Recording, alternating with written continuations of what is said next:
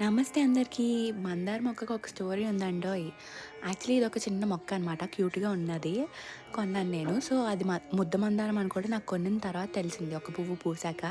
మంచిగా ఫ్లవర్స్ ఇచ్చేది. చాలా సంతోషంగా అనిపించింది. అయితే ఈ మొక్క పెద్దగా అవుతదని చెప్పి నేను రీపాట్ చేసి వేరే పాట్‌లో ఏసాను ఈ మొక్కని.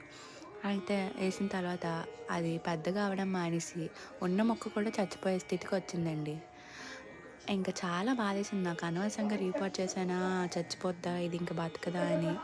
మా నాన్న కూడా ఫుల్‌గా యేసుకున్నారు. మంచిగా ఉండనివ్వవు కదా దేన్నీనా, అనవసరంగా చంపేసావు ఆ మొక్కనని. కానీ నేను హోప్ వదిలేయకుండా దానికి రోజు వాటర్ పోసాను. దానికి ధైర్యాన్నిచ్చాను. "నువ్వు మంచిగా పెరగగలవు. నీకేం కావాలన్నా నేను చూసుకుంటాను.